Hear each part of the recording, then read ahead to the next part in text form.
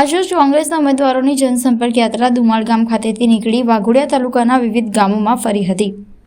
સમગ્ર રાજ્યમાં ચૂંટણી પ્રચાર અંતિમ ચરણમાં છે, ત્યારે વડોદરાની વાઘોડિયા બેઠકના અને લોકસભા બેઠકના કોંગ્રેસના ઉમેદવારોએ જનસંપર્ક યાત્રા યોજી હતી।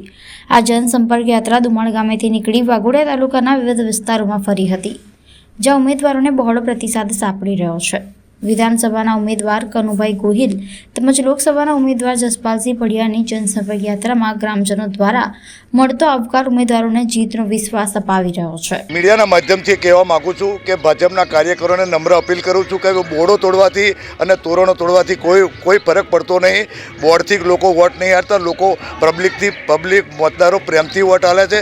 હવે મહેરબાની કરીને તમે તમારા કાર્યકરોને થોડી સલાહ આલો, થોડી શિખામણ આલો કે આ બોર્ડ તોડવાથી કોઈ વાંધો નહીં આવવાનો અને બોર્ડ તોડવાથી ઉડતી પબ્લિક નારાજ થશે અને ઉડતા તમારા વોટ કપાશે।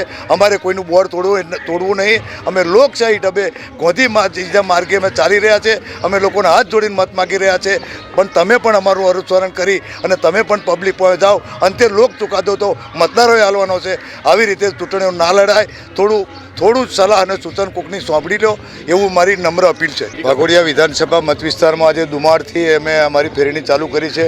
લોકોનો ખૂબ પ્રતિસાદ મળ્યો છે, લોકોના જન આશીર્વાદ મળી રહ્યા છે અને ઠેર ઠેર લોકો અમને આવકારી રહ્યા છે। લોકો ઉમળગારભેર અમારી સાથે જોડાયેલા છે અને જંગી બહુમતીથી અમે જિલ્લા લોકસભાના ઉમેદવાર અને વિધાનસભાના ઉમેદવારને જંગી બહુમતી પબ્લિક જીતાડશે, લોકો જીતાડશે। મતદારોનો સારો આવકાર છે એવી એમને આશા છે। આજે દુમાળ ગામથી શરૂઆત કરીને અહીંયા ગણપતપુરા અને દેના ખાતે આવ્યા છે। ખૂબ સારો પ્રતિસાદ લોકોનો મળી રહ્યો છે। સાથે જે રીતની પરિસ્થિતિ હાલમાં રાજ્યમાં પણ ચાલી રહી છે, જ્યારે વડાપ્રધાનશ્રી પણ જ્યારે ગુજરાતમાં આવે છે ત્યારે જે પ્રકારની વાત એ કરી રહ્યા છે, એટલે કંઈક ને કંઈક એમને પણ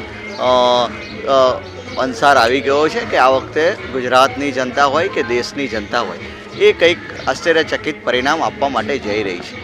જે રીતે 2014માં શરૂઆત કરી હતી આ લોકોએ, અને એની પહેલાં યુપીએ ગવર્મેન્ટ હતી, અને 2014માં એ રીતે શરૂઆત કરી કે જનતાને આ મોંઘવારીની થપ્પડ, જનતાને આ ફલાણી થપ્પડ, એ રીતની એડવર્ટાઇઝમેન્ટ એ લોકોની આવતી હતી।